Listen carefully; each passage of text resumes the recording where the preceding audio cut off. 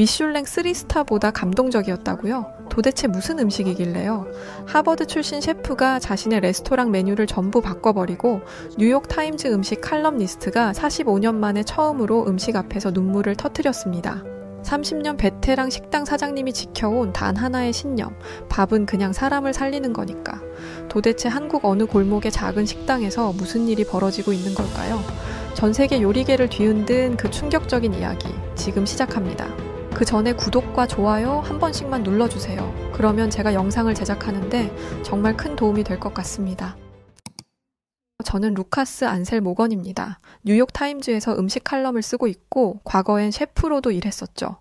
45년을 살면서 세계 곳곳에 미슐랭 레스토랑을 다녀봤고 프랑스의 오베르주부터 일본의 가이세키까지 온갖 고급 요리를 경험해봤습니다. 그런 제가 그날 뉴욕 맨해튼의 한 고급 레스토랑에서 들은 이야기는 정말 충격적이었어요. 그날은 미슐랭 3스타 셰프들이 모인 원래 모임이었습니다. 평소처럼 새로운 요리법이나 트렌드에 대해 이야기하고 있었는데 갑자기 한 셰프가 조금 다른 이야기를 꺼냈어요. 한국의 기사식당이라는 곳이 있는데 그 백반이 정말 대단하다더라. 처음엔 그냥 흘려들었죠. 백반이라는 게 뭔지도 정확히 몰랐거든요. 하지만 다른 셰프들도 하나둘 거들기 시작했습니다. 아, 나도 들었어. 한국 가서 그 백반 먹고 온 셰프가 완전히 달라졌다더군. 또 다른 셰프가 흥미롭게 말했어요. 미슐랭 레스토랑보다 감동적이었다고 하던데 도대체 뭔 음식이길래 점점 더 많은 셰프들이 관심을 보이기 시작했습니다. 저는 점점 궁금해졌어요. 도대체 백반이 뭐길래 이렇게 난리일까 싶었거든요.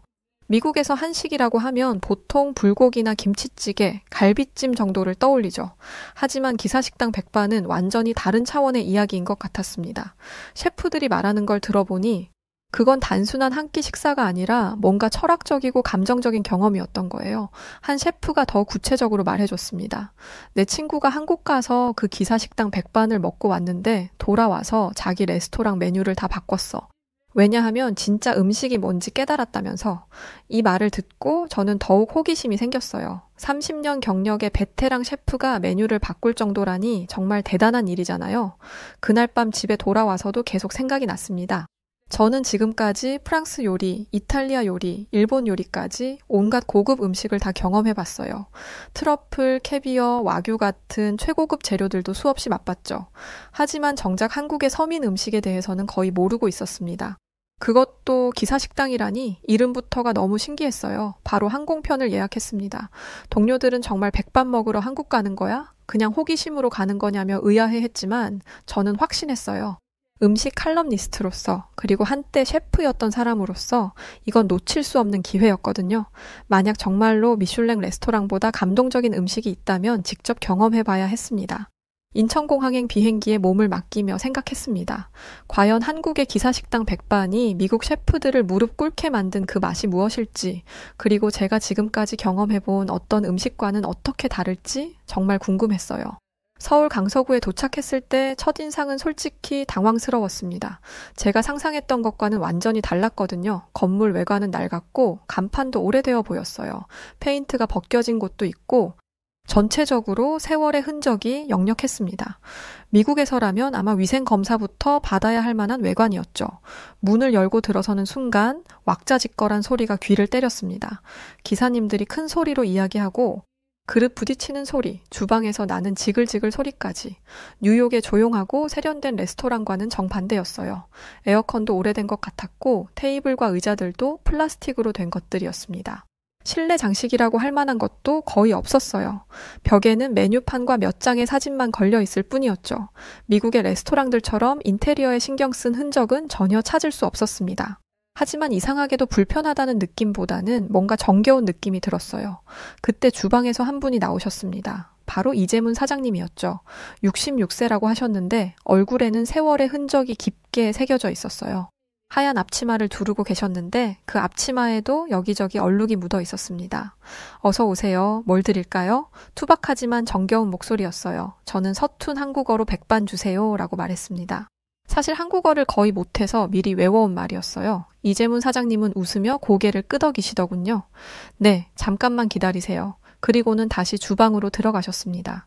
잠시 후 상이 차려졌는데 정말 심플했습니다. 스테인리스 쟁반 위에 흰쌀밥 한 그릇, 된장찌개, 그리고 여러 가지 반찬들이 작은 접시에 담겨 나왔어요.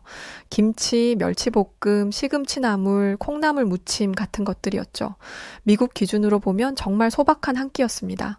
플레이팅이라고 할 것도 없었고 특별한 장식도 없었어요. 첫 숟가락을 떠서 입에 넣는 순간 저는 멍해졌습니다.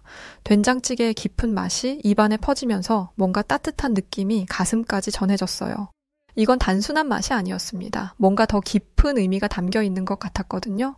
미국에서 먹어본 그 어떤 맛과는 달랐어요. 사장님이 제 표정을 보시고는 말씀하셨습니다. 여긴 원래 배고픈 사람들이 오는 곳이야.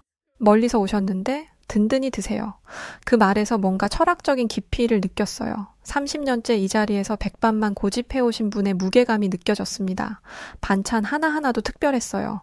멸치볶음은 짭조름하면서도 단맛이 감돌았고 시금치나물은 참기름 향이 일품이었죠. 김치는 적당히 익어서 아삭한 식감과 함께 깊은 맛을 냈습니다. 미국에서 먹어본 한식과는 완전히 다른 차원이었어요. 이건 집에서 어머니가 해주는 음식 같은 느낌이었습니다. 며칠 동안 이재문 사장님의 기사식당을 다니면서 저는 점점 더 깊은 이야기들을 듣게 되었습니다. 각각의 음식에는 단순한 조리법 이상의 의미가 담겨 있었거든요. 사장님께서 직접 들려주시는 이야기들은 정말 감동적이었어요. 사장님께서 멸치볶음을 만들면서 말씀해 주셨습니다. 이 멸치볶음은 우리 어머니 손맛이야. 어릴 때 먹던 그 맛 그대로 만들려고 30년째 노력하고 있지. 멸치 하나하나 머리 떼고 내장 빼는 것도 어머니가 하시던 그대로 해. 그분의 눈에는 어린 시절에 대한 그리움이 담겨 있었습니다. 어머니가 살아계실 때는 몰랐는데 돌아가시고 나니까 그 맛이 그리워서 견딜 수가 없더라고. 그래서 어머니 레시피를 그대로 따라해보기 시작했어. 사장님의 목소리에는 깊은 애틋함이 묻어 있었어요. 단순한 멸치볶음이 아니라 어머니에 대한 그리움이 담긴 음식이었던 거죠. 된장찌개에 대해서도 특별한 이야기가 있었습니다. 사장님의 말에는 깊은 철학이 담겨 있었어요. 된장은 참을성의 음식이야. 콩을 삶고 메주를 만들고 장을 담가서 몇 년을 기다려야 제맛이 나거든. 한국 사람들의 인내심이 그대로 들어간 거지. 요즘 사람들은 다 빨리빨리 하려고 하는데 진짜 좋은 건 시간이 걸리는 법이야. 우리 된장도 3년은 묵혀야 제대로 된 맛이 나. 사장님께서 직접 담그신 된장을 보여주시면서 설명해 주셨습니다. 미국에서는 모든 걸 효율성으로 따지는데 여기서는 시간과 정성이 더 중요했어요. 손님들과도 이야기를 나눠봤습니다. 한 트럭 기사님은 이렇게 말씀하셨어요. 이 집 밥을 먹으면 고향 생각이 나요. 전라도에서 올라온 지 20년이 됐는데 어머니 밥맛이 그리울 때마다 여기 와요. 사장님이 만드는 시금치 나물이 우리 어머니 손맛이랑 똑같거든요. 그분의 표정에서 향수를 느낄 수 있었죠. 또 다른 버스 기사님은 새벽 4시부터 일하는데 이 집 백반 한 끼 먹으면 하루 종일 힘이 나요. 다른 데서 먹는 밥하고는 뭔가 달라요. 마음이 든든해진다고 할까? 라고 하셨습니다. 그때 저는 깨달았어요. 이 백반이 단순한 음식이 아니라 사람들의 일상과 감정을 이어주는 연결고리라는 걸 말이죠. 미국에서는 음식을 보통 영양소나 칼로리로 평가하죠. 프로틴이 몇 그램, 탄수화물이 몇 그램 이런 식으로요. 하지만 한국의 백반은 완전히 다른 기준이었습니다. 여기서는 음식이 추억과 위로, 그리고 힘이 되는 존재였어요. 각각의 반찬에는 만든 이의 마음과 먹는 이의 삶이 고스란히 녹아 있었습니다. 시금치나물 한 접시에도 이야기가 있었어요. 시금치는 뿌리까지 다 써야 해. 뿌리에 단맛이 있거든. 버릴 게 하나도 없어. 우리 어릴 때는 먹을 게 없어서 시금치 뿌리까지 다 먹었는데 그게 오히려 더 맛있었지? 라고 하시면서 웃으셨습니다. 그 말에서 한국인들의 검소함과 지혜를 느꼈어요. 일주일쯤 지났을 때 뉴욕에서 클로이 프란체스카가 찾아왔습니다. 클로이는 미국에서 꽤 유명한 셰프이자 유튜버예요. 자신만의 레스토랑도 운영하고 있고 유튜브 채널 구독자만 200만 명이 넘는 인플루언서이기도 하죠. 제가 인스타그램에 기사식당 사진을 올렸더니 호기심을 참지 못하고 날아온 거였어요. 클로이는 처음에 기사식당을 보고는 완전히 실망한 표정이었습니다. 루카스, 정말 여기야? 겉보기엔 그냥 평범한 동네 식당 같은데 내가 뉴욕에서 운영하는 레스토랑보다 훨씬 초라하잖아. 사실 클로이의 반응이 당연했어요. 미국 기준으로 보면 정말 볼품없는 곳이었거든요. 저는 그냥 웃으면서 일단 먹어봐. 겉모습만 보면 안 돼. 라고 했습니다. 클로이는 여전히 의심스러운 표정이었지만 그래도 제 말을 믿고 들어왔어요. 이재문 사장님께서 클로이를 보시고는 반갑게 인사하셨습니다. 어서 오세요. 루카스 친구세요? 사장님께서 클로이에게도 정성스럽게 백반을 차려주셨어요. 평소와 똑같은 메뉴였지만 하나하나 정말 정성스럽게 준비해 주셨죠. 클로이는 젓가락을 서툴게 들면서 하나씩 맛보기 시작했습니다. 처음엔 이게 그냥 밥이냐며 전혀 특별하지 않아 보인다는 표정이었어요. 하지만 된장찌개를 한술 떠서 입에 넣더니 갑자기 동작을 멈췄습니다. 눈을 감고 천천히 맛을 음미하더군요. 그리고 멸치볶음을 조금 집어서 밥과 함께 먹어봤어요. 김치도 한 젓가락 집어서 씹어봤고요. 클로이의 얼굴에는 점점 복잡한 감정이 스쳐갔습니다. 이상해, 루카스. 별로 특별할 것 없는 재료들인데 왜 이렇게 마음이 편해지지? 뭔가 따뜻한 느낌이 드는데? 클로이가 중얼거렸어요. 그러더니 계속해서 한 젓가락씩 반찬들을 맛보기 시작했습니다. 평소 빨리 먹는 습관이 있던 클로이가 그날은 정말 천천히 음식을 음미하고 있었어요. 시금치 나물을 먹을 때였습니다. 갑자기 클로이의 눈에 눈물이 고였어요. 루카스, 이거 정말 이상해. 할머니가 만들어주던 음식 생각이 나. 할머니는 이탈리아 분이었는데 왜 한국 음식을 먹고 할머니 생각이 나지? 클로이는 어릴 때 할머니와 함께 살았던 기억을 떠올리고 있었던 거예요. 클로이가 더 자세히 말해줬습니다. 할머니가 돌아가시기 전에 항상 말씀하셨어. 음식은 사랑이라고. 비싼 재료가 중요한 게 아니라 정성이 중요하다고. 그런데 난 그동안 그 말을 잊고 살았어. 클로이의 목소리가 점점 떨리기 시작했어요. 사장님께서 클로이의 모습을 보시고는 따뜻하게 말씀하셨습니다. 음식은 배만 채우는 게 아니야. 마음도 채우는 거지. 할머니가 정성으로 해주신 음식이니까 그리운 거야. 그 말을 듣고 클로이는 완전히 울음을 터뜨렸어요. 이건 음식을 넘은 위로야. 클로이가 눈물을 닦으며 말했습니다. 미국에서 아무리 비싼 재료로 요리해도 이런 느낌은 낼 수 없었는데 이게 바로 진짜 요리구나. 그날 클로이는 완전히 달라졌어요. 처음엔 반신반의하던 그녀가 기사식당 백반의 진정한 의미를 깨달은 순간이었습니다. 기사식당에 며칠 더 다니면서 저는 여러 기사님들과 깊은 대화를 나누게 되었습니다. 새벽부터 고생하며 일하는 분들의 이야기를 듣다 보니 이 백반이 왜 그들에게 특별한지 알 수 있었어요. 단순한 한 끼 식사가 아니라 하루를 버텨나가는 힘의 원천이었던 거죠. 한 트럭 기사님께서 자세히 말씀해 주셨습니다. 새벽 3시에 일어나서 짐을 싣고 전국을 돌아다녀요. 부산까지 갔다가 다시 서울로 올라오고 때로는 강원도까지 가기도 하죠. 몸도 힘들고 마음도 지칠 때가 많아요. 그런데 이 집 밥 먹고 나면 정말 힘이 나거든요.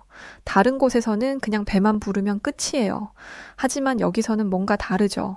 마음까지 든든해진다고 할까? 사장님이 정성으로 해주시는 걸 느낄 수 있어요. 그 기사님의 말에서 음식이 단순한 연료가 아니라 정신적인 지지대 역할을 하고 있다는 걸 깨달았습니다. 버스 기사님도 비슷한 이야기를 해주셨어요. 승객들 태우고 내리고 하루 종일 운전하다 보면 스트레스가 정말 많이 쌓여요. 교통체증에 짜증나고 무례한 승객들 때문에 화가 날 때도 있죠. 그런데 여기 와서 조용히 밥 한 끼 먹으면 마음이 편해져요. 다른 데서는 이런 느낌 못 받아요. 배달 기사님의 이야기는 더욱 가슴 아팠습니다. 요즘 배달 일이 정말 힘들어요. 빨리빨리만 외치고 사람 취급도 안 해주는 곳이 많거든요. 비가 와도 눈이 와도 배달은 해야 하고 늦으면 욕먹기 일쑤죠. 그런데 여기서만큼은 진짜 손님 대접을 받는 기분이에요. 사장님께서 모든 손님을 똑같이 정성껏 대해주시거든요. 저는 미국의 트럭 운전사들과 비교해봤어요.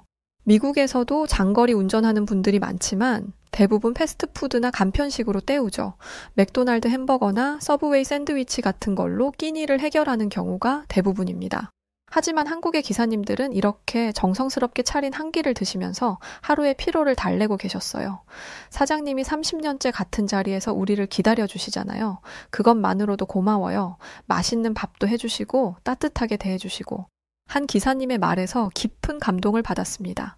단순히 음식을 파는 관계가 아니라 서로를 이해하고 배려하는 관계였던 거예요. 클로이도 기사님들과 이야기를 나누면서 많은 걸 느꼈다고 했어요. 미국에서는 음식이 비즈니스예요. 돈을 내고 음식을 사는 거죠. 하지만 여기서는 음식이 사람과 사람을 이어주는 다리 역할을 하고 있어요. 정말 따뜻한 관계가 형성되어 있다니까요. 정말 맞는 말이었습니다. 사장님께서 말씀하셨어요. 기사님들이 우리나라 경제의 핏줄이야. 이분들이 있어야 물건도 오고 가고 사람도 오고 가고 하는 거지.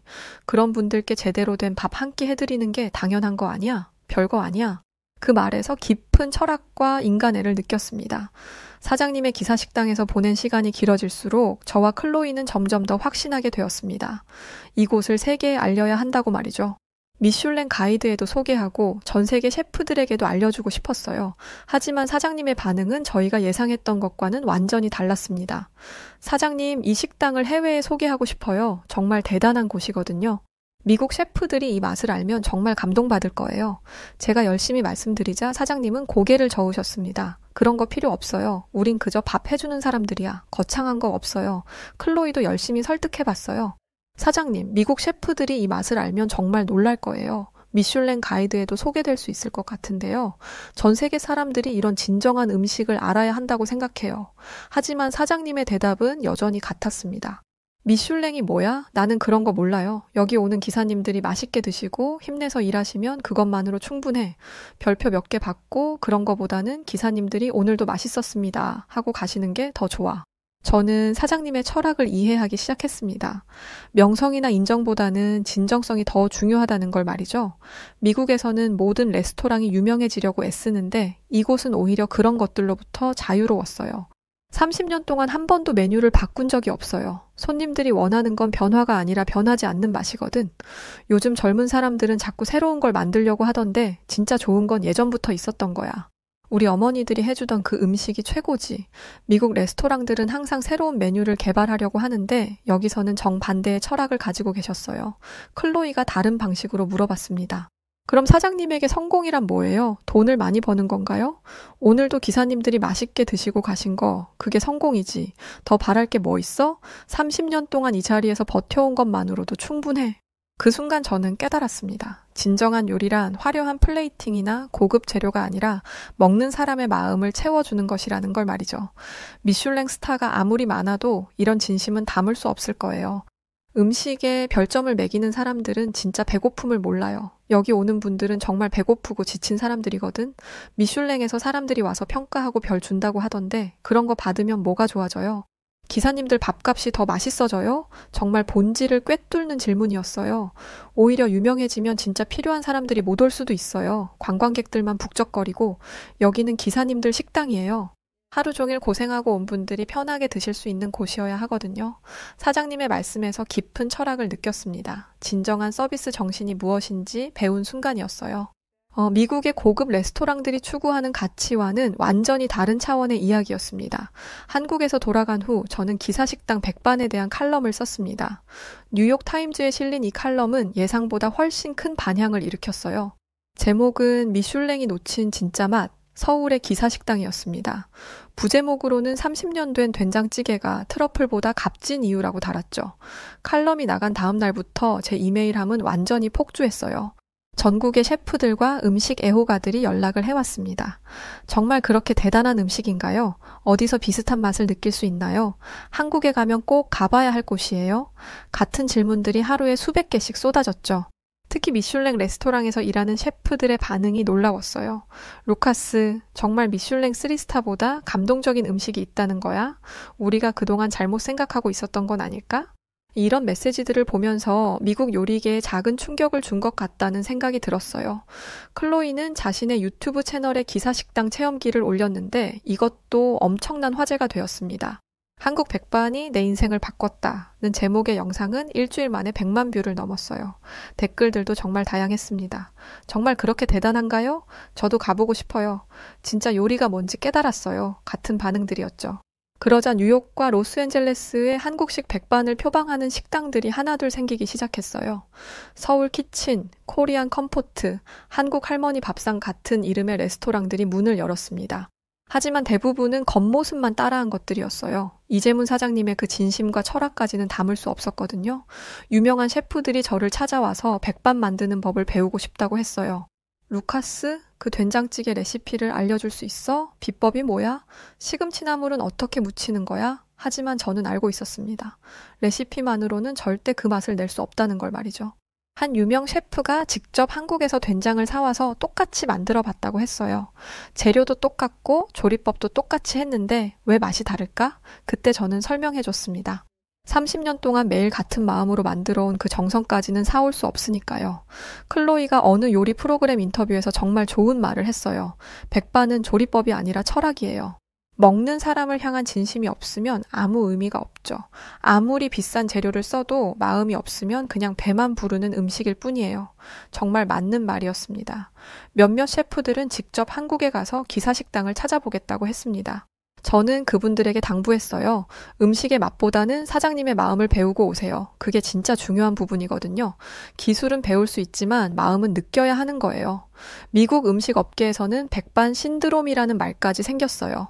하지만 저는 조금 우려되기도 했습니다. 진짜 의미는 사라지고 겉모습만 유행처럼 번지는 게 아닌가 싶어서 말이죠. 이재문 사장님의 진심까지는 복사할 수 없을 테니까요. 한국에서의 경험을 되돌아보면서 저는 이 나라에 대해 완전히 새로운 시각을 갖게 되었습니다.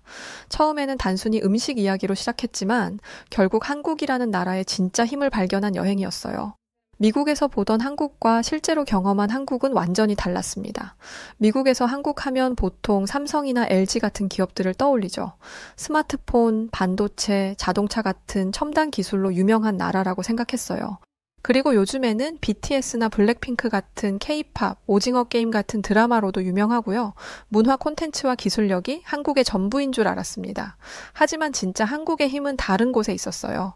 이재문 사장님 같은 분들이 바로 한국의 진짜 힘이었습니다. 30년째 한자리에서 묵묵히 자신의 일을 해내시는 그 끈기와 진정성 말이죠. 화려하지 않지만 절대 흔들리지 않는 뭔가가 있었어요. 미국에서는 찾아보기 힘든 그런 정신력이었습니다. 기사식당에서 만난 기사님들도 마찬가지였어요. 새벽부터 밤늦게까지 전국을 누비며 경제의 혈관 역할을 하고 계시잖아요.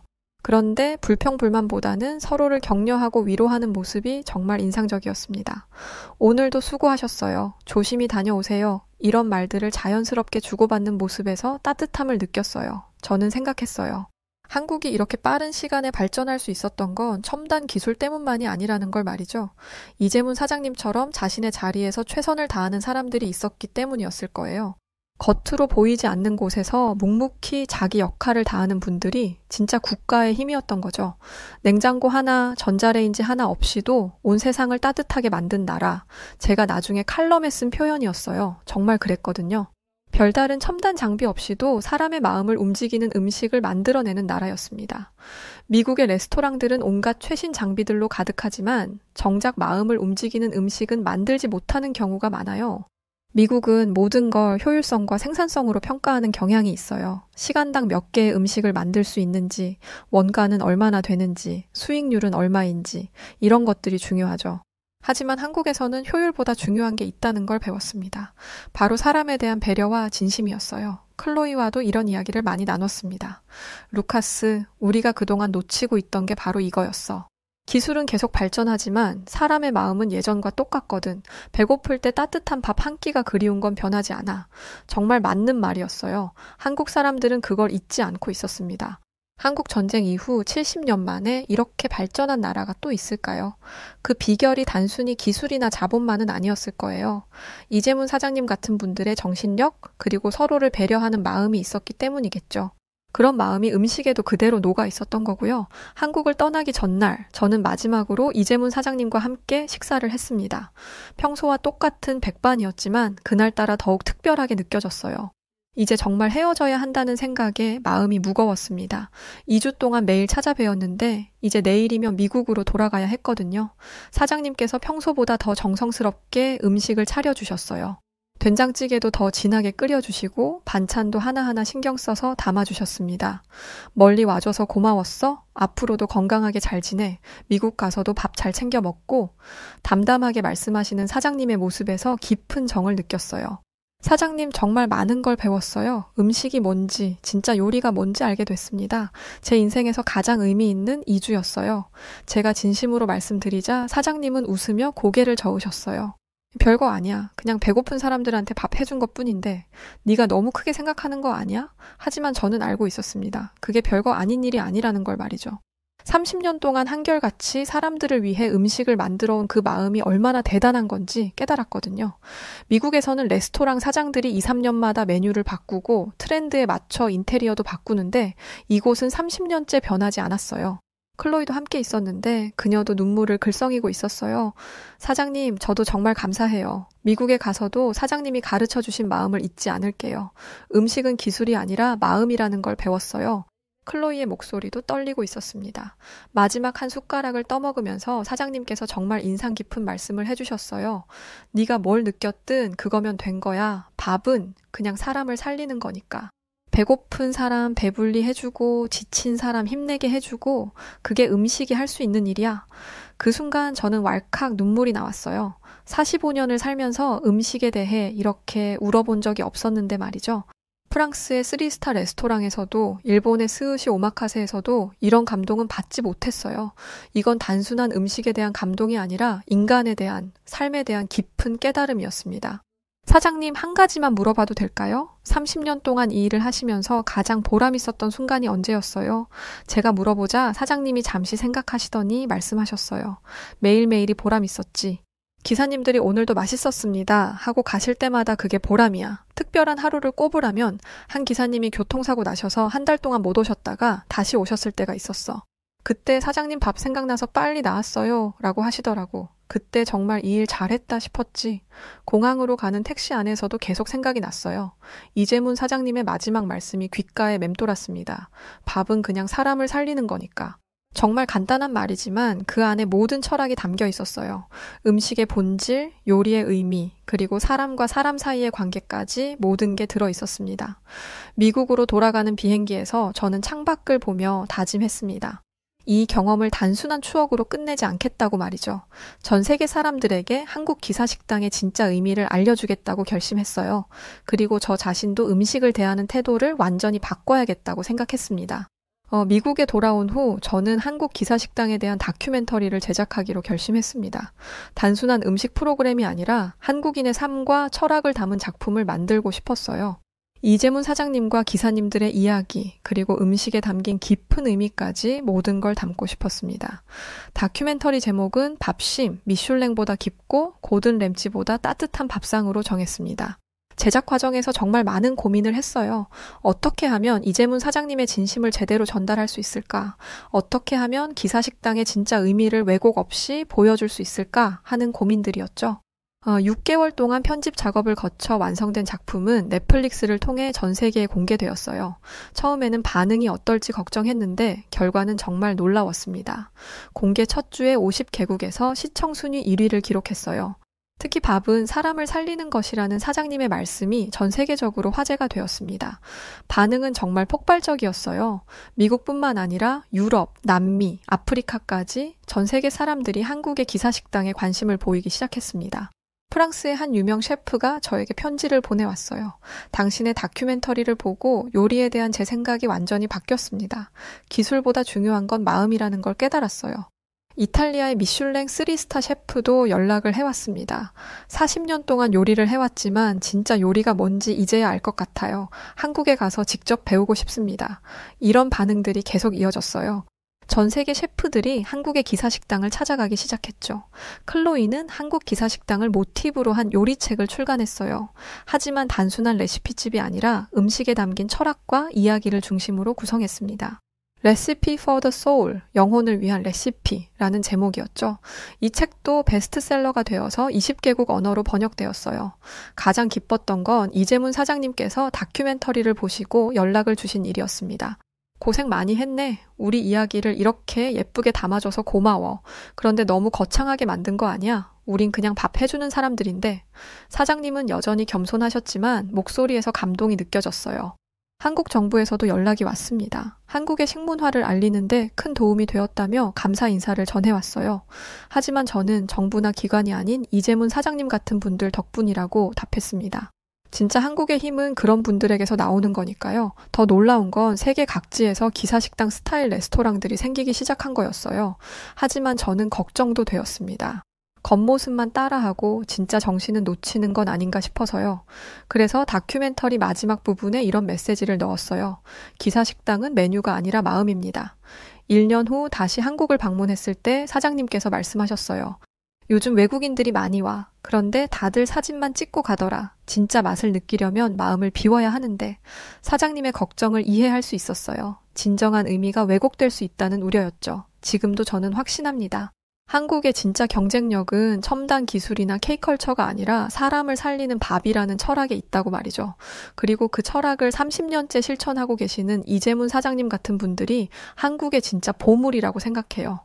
앞으로도 저는 계속해서 진정한 음식의 의미를 찾아 세계를 돌아다닐 예정입니다.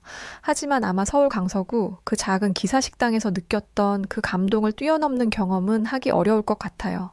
그곳에서 저는 음식이 아닌 인생을 배웠거든요. 진짜 요리가 무엇인지, 사람과 사람 사이의 진정한 관계가 무엇인지 깨달았습니다.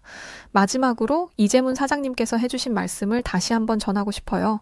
밥은 그냥 사람을 살리는 거야. 이 간단한 말 속에 모든 철학이 담겨 있습니다. 이것이 바로 한국 기사식당이 세계를 감동시킨 진짜 이유라 생각하고 그 철학을 저 역시 널리 알리도록 하겠습니다. 엄청난 환호 속에 한국인으로 보이는 한 학생이 대지를 가르는 듯한 현란한 움직임을 보여주고 있습니다. 이에 수많은 관중들은 열광했고 미국인들은 믿기 힘든 모습에 모두 경악하고 마는데요. 과연 미국에서 대체 무슨 일이 벌어지고 있었던 걸까요? 안녕하세요. 저는 미국 LA에서 아나운서로 활동 중인 소피아 루나라고 합니다. 제가 이번에 배정받은 일은 미국 NBA 농구 경기장을 찾아가 인터뷰를 하는 일이었는데요. 그런데 제가 인터뷰할 대상이 각 도시를 대표하는 농구팀 선수들이 아니라 너무 뜬금없게도 한국에서 미국 LA를 찾아온 한국 주니어 이글스라는 팀의 한국인 아이들이었어요. 국장님으로부터 일을 배정받고 너무 기분이 나빴었는데요.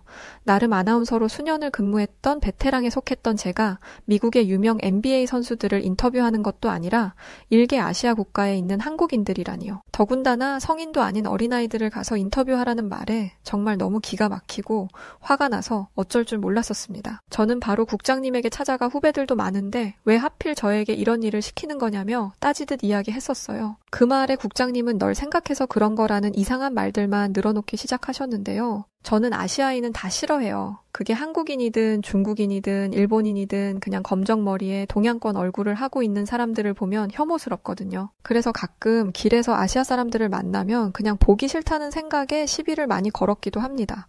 제 남자친구도 아시아 사람을 싫어해요. 전에 지하철역에서 남자친구랑 쇼핑 가려고 열차를 기다리고 있었는데 웬 아시아 남자가 있더라고요. 그 모습에 제 남자친구는 저한테 저 친구 겁 좀 줘볼까 했었고 남자친구는 그 한국인한테 물티슈로 내 신발 좀 깨끗하게 닦아보라고 시켰어요. 그랬더니 그 한국인 남자는 제 남자친구한테 재차 물어보더라고요.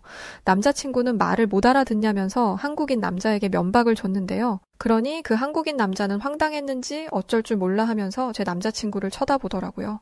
저와 남자친구는 그 모습이 얼마나 웃기던지 킥킥대고 웃고 있었거든요. 그런데 그 한국인이 그 자리에서 일어나더니 다른 곳으로 가더라고요. 그 모습에 제 남자친구는 어디 가냐면서 빨리 와서 신발을 닦으라고 소리쳤는데요.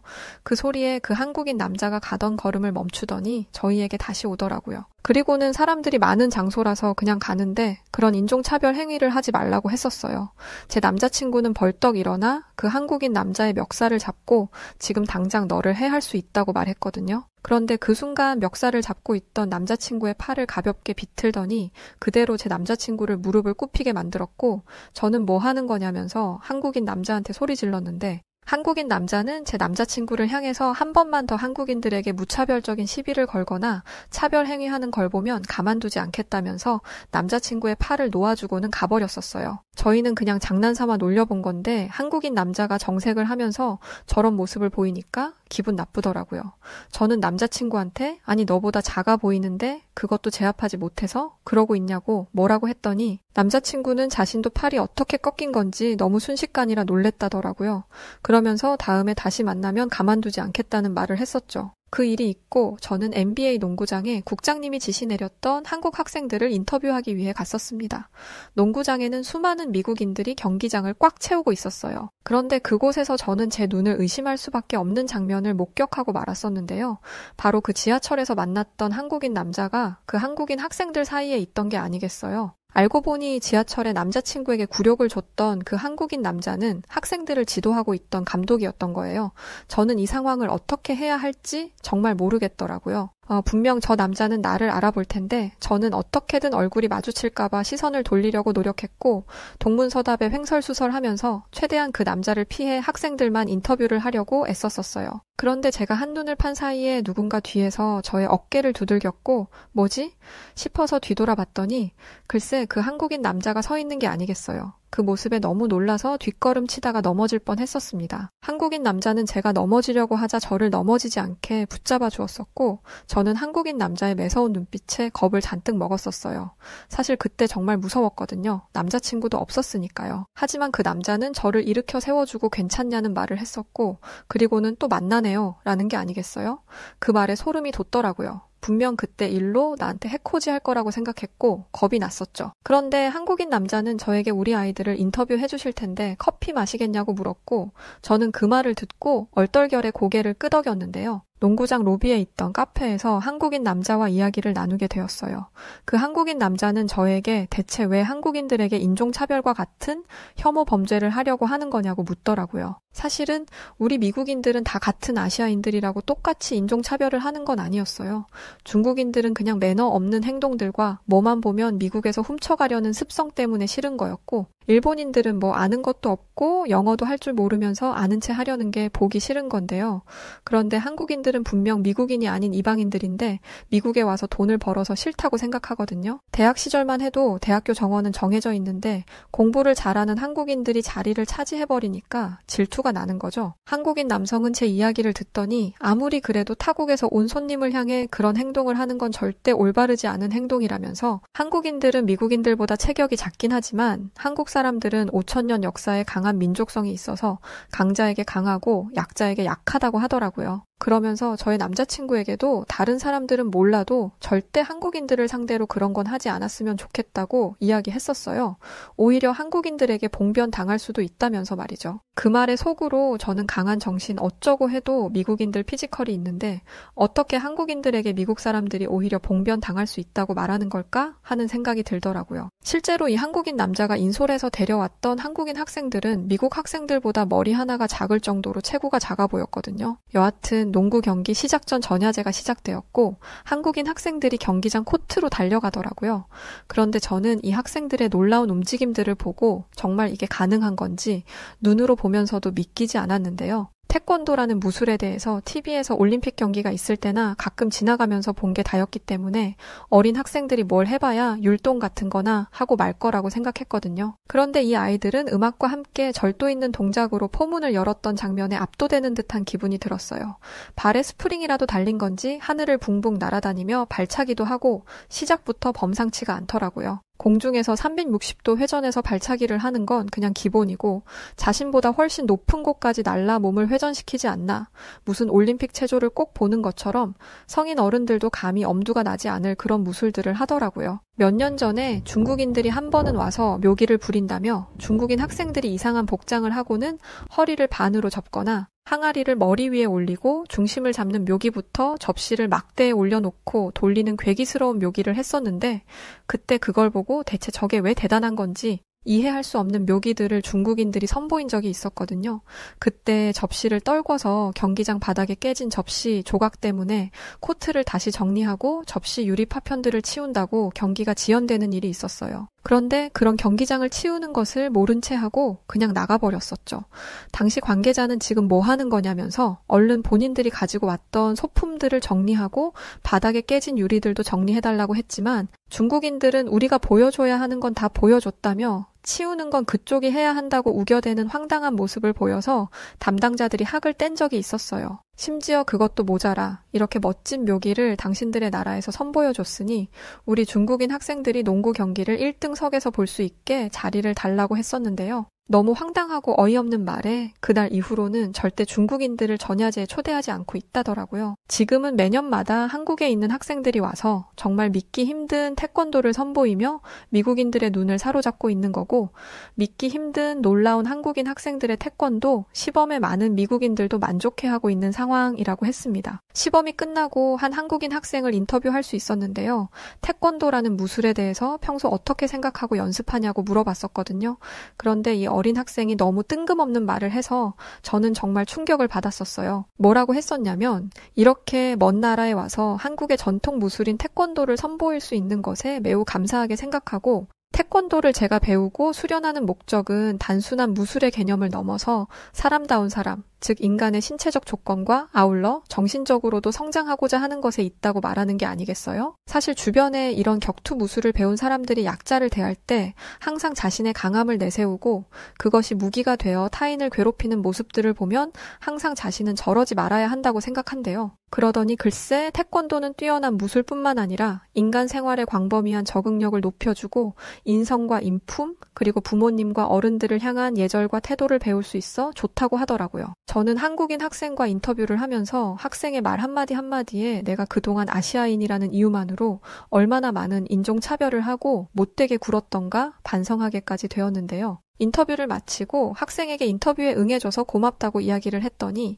오히려 저에게 깍듯이 인사하고는 많은 미국인 분들에게 저희들의 이야기를 들려주셔서 감사하다며 인사를 하더라고요. 아마 그때를 시점으로 제가 한국을 바라보는 시각이 완전히 달라졌던 것 같아요. 한국인에게 시비를 걸었던 남자친구와는 당연히 헤어졌고 지금은 한국 문화에 대해서 공부하면서 한국어 공부도 틈틈이 하고 있을 정도로 한국에 푹 빠졌는데요. 이미 이런 한국을 진작부터 알고 한국인들의 성숙한 자세에 대해 배워야 한다며 말했던 해외 사람들이 많았더라고요.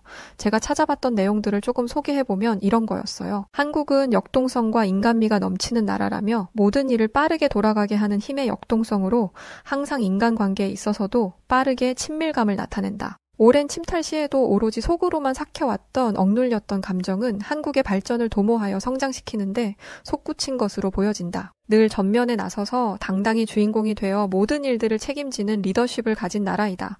홀스타키저라는 유명인은 이렇게 한국을 평가했고 알렌이라는 외교관은 한국에 대해 조용한 아침의 나라라면서 한국인들은 따뜻한 마음이 가득 채워져 있고 한국인들은 낙천적이며 예의범절이 밝고 호기심도 많은 사람들이라고 말했죠. 또한 러시아의 장교였던 카르네프는 수많은 군중을 군대나 총검 없이도 명령 하나로 통치하는 것이 한국이라며 한국은 어디를 갔어도 질서가 파괴되었던 모습을 단 한 번도 보지 못했고 가는 곳마다 평화스럽고 평온했다고 말했습니다. 같은 아시아인이던 중국의 중문학자로 있던 장홍재는 한국을 경험하고 한국인들의 몸속에는 젊고 뜨거운 에너지가 있고 오염되지 않은 맑은 피가 흐르고 있다는 인상을 강하게 받았다며 강하고 부지런한 한국인들이라고 평가했는데 반면 늘 느긋하고 변통에 능한 중국인들은 이런 한국인들의 기질을 배워야 한다고 일침하기도 했더라고요. 저는 농구장에서의 인연으로 한국의 이글스 주니어 팀들을 따라다니면서 그들의 행보를 모두 옆에서 지켜봤는데요. 한국인 학생들이 가는 곳마다 환호성이 터졌고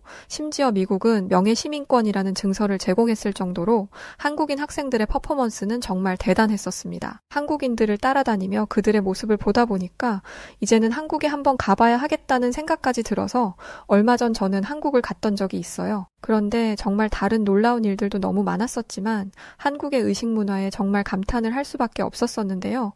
바로 횡단보도를 대하는 한국인들의 모습 때문이었어요. 함께 여행을 갔던 친구들도 한국에서 볼 수 있었던 모습에 이건 전혀 격차를 좁힐 수 있는 수준이 아닌 것 같다면서 한국을 엄청 부러워하고 감탄하기까지 했었는데 사실 저희 미국에 오셔서 거리를 걷다 보면 아마 정말 당황스럽고 적응 안 되실 것 중에 하나가 바로 무단횡단이에요. 차가 도로에 오거나 말거나 정말 당연한 듯 무단횡단을 하는 사람들이 정말 많아요. 바로 옆에 횡단보도가 있는데도 도로를 그냥 가로질러 가는 경우가 빈번하죠. 심지어 미국 캘리포니아에서는 횡단보도가 아닌 곳에서도 안전하다면 무단횡단을 해도 용인해주는데요. 무단횡단을 경찰이 발견해도 벌칙금과 같은 걸 부과하지 않는 법안이 통과되었으니까요. 그래서 미국뿐만 아니라 유럽 대부분의 국가는 무단횡단이라는 개념 자체가 전무하고 오히려 차가 다니는 도로는 자동차와 사람이 서로 공유할 수 있는 공간으로 법제화되어 있어요. 그러면 보행자들의 안전을 지킬 수 있는 기술적 장치나 편의시설들을 도입하기라도 해야 하는데 수십 년이 지나도 횡단보도는 있으나마나한 존재고 사람들은 지금 이 순간에도 도로 위에서 위험한 상황을 만나고 있는 게 현실입니다. 그런데 한국은 전혀 그런 모습이 없었는데요. 횡단보도가 아닌 곳에서 무단 횡단을 하는 사람들을 찾아볼 수 없었고 횡단보도에서도 녹색불이 켜지지 않으면 한국 사람들은 절대 움직이지 않고 대기하고 있더라고요. 저희를 더 놀라게 했던 건 한국의 횡단보도 모습이었는데요. 횡단보도 주변은 모두 노란색으로 페인트가 되어 도로와 인도를 확실하게 구분할 수 있게 되어 있었고 심지어 노란 의자까지 준비되어 있었는데 알고 보니 이 의자는 노인들이나 몸이 불편한 분들이 앉아서 신호를 기다릴 수 있게 만든 용도라더군요. 별거 아닌 거일지 모르지만 시민들을 위해서 이런 세심한 부분까지 고안하고 만들어낸 한국의 모습을 보고 저와 저희 친구들은 미국에 수십 년도 지나도록 아무런 장치조차 개선되지 않은 채 낙후된 횡단보도의 모습이 부끄럽다는 생각마저 들었어요. 그래서 이 사연이 미국의 정치인들도 좀 봤으면 하는 마음마저 들어요. 그뿐만이 아니에요. 한국의 횡단보도에는 비가 오거나 햇볕이 강한 여름에 직사광선을 피하도록 하는 그늘막까지 있었는데 더 깜짝 놀랐던 건 횡단보도가 있는 곳에서 누군가 무단 횡단을 하려고 하면 횡단보도가 가지 말라면서 말을 했던 것 때문인데요. 스마트 횡단보도라고 해서 무단 횡단을 감지하면 경고등과 안내 멘트를 해서 위험을 방지하고 있었어요. 정말 횡단보도 하나에 이렇게 다양한 기술이 접목되어 있다니 바로 이런 모습에서 벌써 저희 미국과 한국의 생활 인프라 수준 차이를 실감할 수 있었어요. 사실 한국의 모든 도시가 최첨단화된 현대 도시를 방불케 했으니까요. 어떻게 이런 작은 아이디어 하나하나가 바로 시민들을 위해 개선되고 즉각 실현되는지 정말 놀랍더라고요. 미국은 뭐 하나 작은 시설 하나 하려고 해도 각 노동조합부터 지역의회, 시민단체, 인권단체까지 거쳐서 몇 년은 지나야 시설이 보급될까 말까 한데 한국의 이런 선진화된 모습은 우리 미국이 좀 배웠으면 좋겠다는 생각이 들었습니다. 한국에서 저희는 미국에서 만났던 한국인 감독님과 연락해서 만날 수 있었어요. 한국의 태권도 도장을 구경시켜 주겠다고 해서 저희는 감독님을 따라 한 태권도장에 가볼 수 있었는데요. 그곳에는 많은 학생들이 도복을 입고 열심히 수련에 열중하는 모습들을 보여주고 있었어요.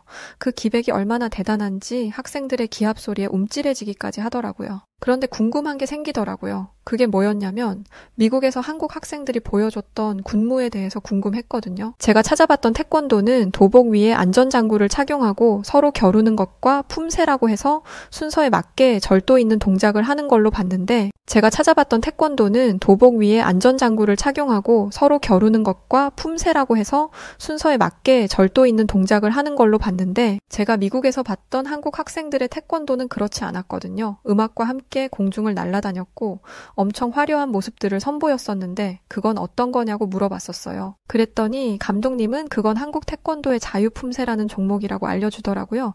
자유품새는 음악에 맞춰서 예측 불허한 표현을 자유롭게 하는 태권도 품새라고 이야기해 주셨는데요. 한국에는 지금은 아주 유명한 트로트 가수인 나태주라는 가수가 이 자유품새로 세계대회에서 우승했던 적이 있다더라고요. 이런 자유품새를 제대로 시연하기 위해서는 기술력은 물론이고 연출부터 시범 선수들까지 본인만의 개성을 가지고 태권도를 표현할 수 있어야 하며 절도와 정확성, 숙련도 역시 필수이기 때문에 사실 해외까지 나가 많은 다른 나라 사람들의 앞에서 시범을 보이기 위해선 엄청난 노력이 필요하다고 해줬어요. 그때 누군가 와서 저희에게 깍듯하게 인사해주는 학생이 있었는데요. 바로 제가 인터뷰했던 당시 이글스 주니어 팀의 주장이었던 학생이더라고요. 감독님의 특별한 제안으로 저희는 태권도장에서 인터뷰를 했던 학생 중심으로 다양한 태권도 시연을 볼 수 있었는데 얼마나 절도가 있는 건지 고요함 속에서 도복 소리와 아이들의 당찬 기합 소리까지 그 모습에 정말 압도되는 기분을 느꼈어요. 온몸에 닭살이 돋아서 정말 그때는 진짜 닭 되는 줄 알았다니까요. 미국에는 사실 이렇다 할 전통 격투 무술은 없어요. 건법이라고 총질하는 걸 전통적인 미국의 무술이라고 부르니까요. 그렇다 보니 미국에서는 총기를 들고 다니는 사람들이 빈번해요. 심지어 총기로 인한 사고도 엄청나게 많죠. 작년에 텍사스에서 한인 가족인 인종차별 범죄로 총기를 난사해서 한인 가족들이 사망하는 사건이 있었어요. 뿐만 아니라 1년 전에는 한 미국인이 미국의 한 초등학교에서 총기를 난사해서 어린 초등학생 19명과 교사 2명이 총에 맞아 사망하는 사건도 있었는데요. 이런 사건 사고가 많은데 이걸 미국은 꼴에 미국의 전통 건법 무술이라고 부르고 있는 거죠. 그런데 한국의 태권도장에서 한국 아이들이 보여준 태권도라는 한국의 전통 무술은 그 무술의 위대함을 넘어 어른을 대하는 한국인 학생들의 예의범절까지 정말 대단한 나라가 아닌가 생각이 되었어요. 저는 여행을 마치고 미국에 다시 돌아가자마자 집 근처에 있는 태권도장을 수소문했는데요. 태권도를 배워보겠다는 생각이 들어서였어요. 미국에서 태권도 라이센스는 정말 엄청난 파괴력을 가지고 있을 만큼 큰 영향력을 인정받거든요. 아나운서 일을 마치면 저는 등록한 태권도장으로 달려가 태권도를 익히고 수련하는 데 집중했습니다. 그런데 어느 날 저는 태권도장에서 정말 믿기 힘든 일을 겪게 되었었어요.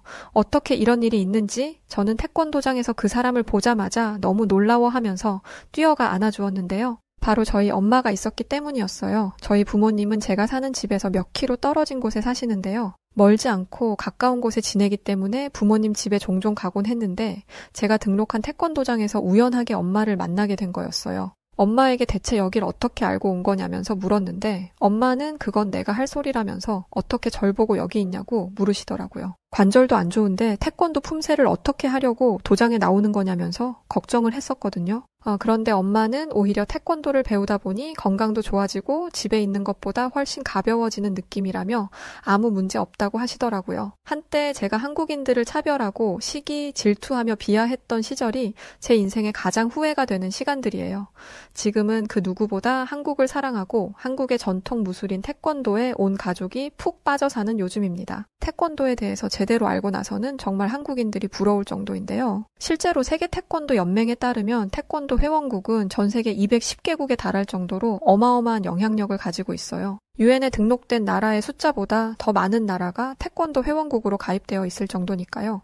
미국의 뉴욕타임스는 한국 전통 무술인 태권도는 성공적인 세계화에 완벽하게 성공했다는 해석을 내놓았고 여기에 태권도 DNA로 무장한 한국의 K사범들의 유연한 활약이 더 큰 힘을 보태지 않았을까 세계 유명문지들은 해석하고 있죠. 한국을 넘어 먼 타국에서도 화려한 볼거리나 타격 중심의 단순 무도가 아닌 인성과 예절을 중시하는 태권도의 정신이 전 세계를 뒤흔들고 있는 요즘입니다. 그런 한국을 지금이라도 제대로 이해하고 알게 되어서 너무 다행이라고 생각하고 있고 또한 지금은 한국을 넘은 사연이었습니다. 이 사연은 실제 사연이고요. 미국 LA 농구 경기장에서 미국인들의 시선을 완전히 사로잡았던 시범 영상을 최초 공개합니다.